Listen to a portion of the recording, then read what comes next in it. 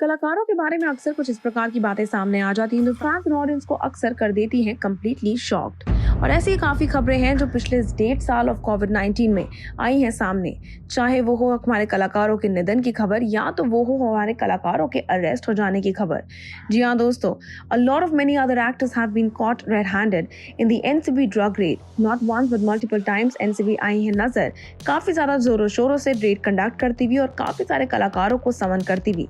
उन्हीं में से एक कलाकार जो समन ही नहीं बल्कि अरेस्ट हुए थे काफी सारा ड्रग अपने पास रखने के कारण, क्योंकि उनके पास हुआ था बरामद काफी बड़ा अमाउंट ऑफ ड्रग्स। अब उनकी बेल हियरिंग के बारे में आती है बड़ी खबर। जी हाँ दोस्तों, बिग बॉस का हिस्सा रह चुके ये कलाकार की लाइफ में आने वाला है एक और नया ट्विस्ट। हम बात करें अरमान कोहली की, जो कि फिलहाल थे ऑर्थर रोड जेल में काफी महीनों से।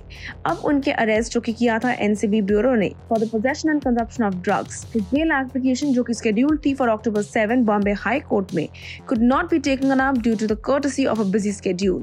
करीबी sources reveal करते हैं that his hearing could not be done tomorrow itself. Arman's bail was rejected by Magistrate Court and then by Sessions Court too. Once the order from the Sessions Court actually came out 21 अक्टूबर को, उनके lawyer ने फिर एक बार application file की थी high court में। उनके lawyer नजर आए थे हाई कोर्ट को अर्ज करते हुए अरमान की बेल एप्लीकेशन को ह्यूमैनिटेरियन ग्राउंड्स पे अब देखने के लिए, stating that he is the only child and his old and ailing parents are entirely dependent on him. अरमान के पिता डायरेक्टर राजकुमार कोहली जो कि है 91 years old, while his mother Nishi is 86 years old.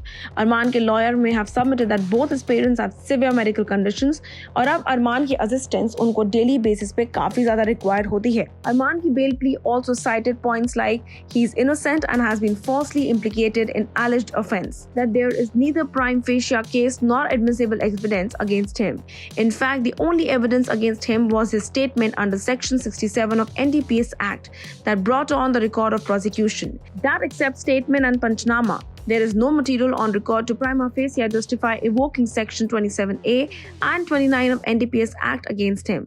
लेकिन अनफॉर्चुनेटली इतना सब कुछ प्ली और लिखने के बावजूद भी, इतनी सारी बातें कन्वे करने के बावजूद भी अरमान कोहली की बेल प्ली को कर दिया गया है फिर एक बार रिजेक्ट। अब कब उनको मिलेगी बेल या कब वो अपनी नई बेल हियरिंग के लिए डेट ले पाते हैं कोर्ट से, ये तो आने वाला वक्त ही बताएगा। लेकिन आपको बता देते हैं, कुछ दिन पहले फिर एक बार उठा था अरमान कोहली का नाम जब आर्यन खान की बेल प्ली की बात की जा रही थी और वहां पे कहा गया था कि किस प्रकार से अरमान कोहली को जिन ग्राउंड्स पे ऑर्थर रोड जेल में रखा गया है, उनकी बेल प्ली को रिजेक्ट किया गया है, उन्हीं ग्राउंड्स पे आर्यन खान को भी कहीं ना कहीं ऑर्थर रोड जेल में रखा हुआ है। जी हाँ दोस्तों, आने वाले वक्त में पता चलेगा कि क्या अरमान कोहली फाइनली बेल लेने के साथ साथ घर वालों के पास वापस जा पाते हैं या फिर अभी भी उनका बेल रिजेक्शन का प्रोसीजर बरकरार चलता रहेगा। आप हमारे साथ नीचे बने कमेंट सेक्शन में शेयर करना ना भूलिएगा कि इस बड़ी खबर पे आप क्या कहते हैं। Until then, stay tuned to Telly Chakkar for all the more updates about the Telly world.